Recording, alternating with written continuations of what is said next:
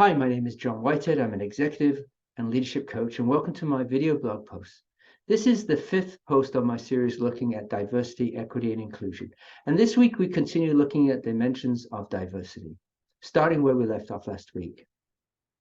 Simply put, everyone is diverse. No matter where we encounter diversity, it can impact our personal and professional interactions. The prioritization of diversity in the workplace will be beneficial to any business. Diversity gives the team access to new ideas and unique perspectives that will help to improve overall operations. The types of diversity that exist are limitless. They include any variations that are present among groups of individuals. While there are many ways to think about diversity, there are common dimensions of diversity that are found in the workplace that will encourage us to think more broadly about diversity.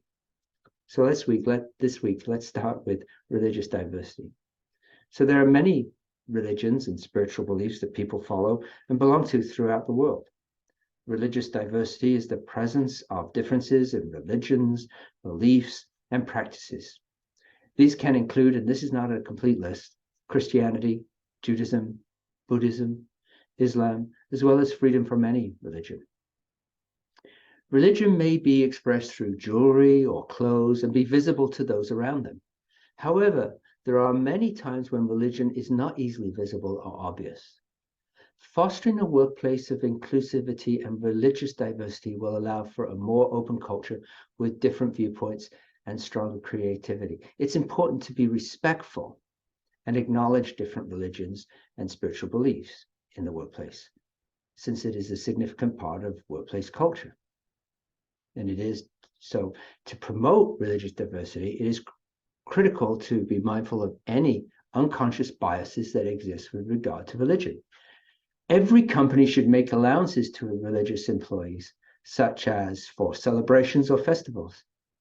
It is important to be mindful of one's attire and overall appearance, offer a space for individuals who practice daily prayers, as well as recognize specific dietary restrictions and needs.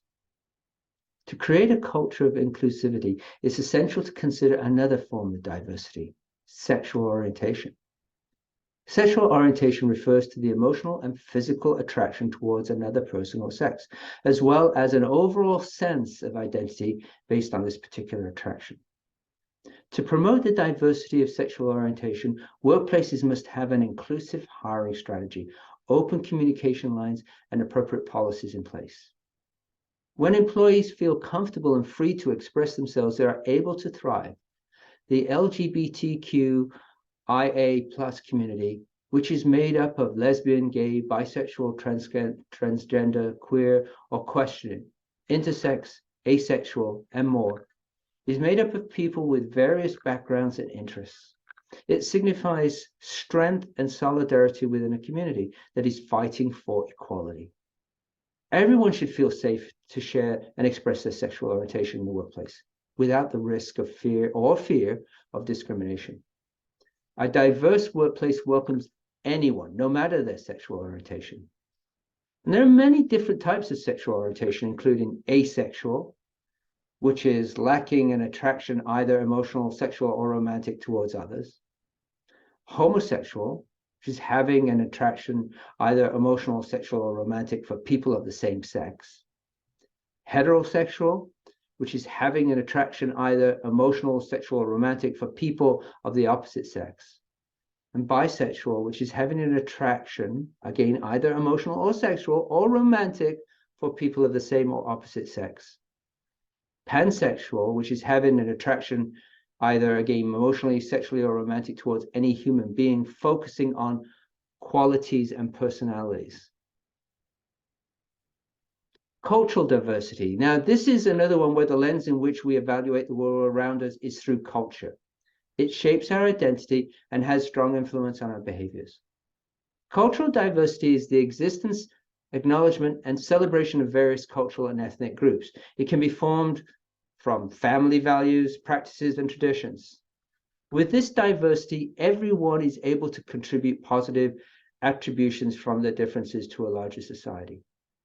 Multiculturalism is the support of or presence of multiple cultural groups in the same social or geographic space.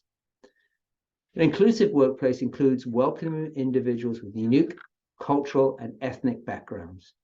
Essentially, employees will be more inspired to learn about cultural values and respect cultures that are different from their own. A culturally diverse workplace is very valuable. It encourages employees to be respectful to individuals of a variety of cultures and can lead to fresh ideas.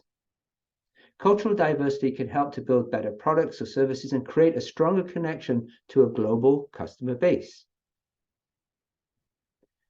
Socioeconomic diversity. Now, that is the differences of people's backgrounds, income levels, social class or standing, and education. It is influenced by where an individual lives, as well as who they network with. A company with socioeconomic diversity will consist of many different attitudes and ideas towards various factors of life, including how someone spends their money or thinks about money. Despite these varying attitudes and diverse upbringings, every employee should be treated equally in order to create a fair work environment. When it comes to employment opportunities, individuals who belong to lower socioeconomic backgrounds or cannot afford a higher education may face many disadvantages. To encourage socioeconomic diversity in the workplace, it's important to refrain from judgments of one's social status, include people from all different backgrounds. Everyone has value to contribute, allowing an organization to increase innovation and reach a wider range of audiences.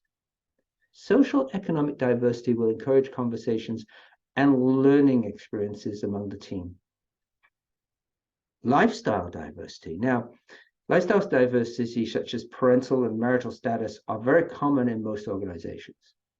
Marital status describes an individual's relationship with a significant other, including married, single, widowed, divorced, or separated. Parental status focuses on the status of being in a parent and child relationship, whether being a parent, step parent, foster parent, adoptive parent, or the status of not having children. Diversity with parental and marital status can be beneficial for the workplace, since different backgrounds and experiences with life situations will result in more divergent thinking and thus greater creativity. When marital or parental discrimination happens, this is known as familial status discrimination.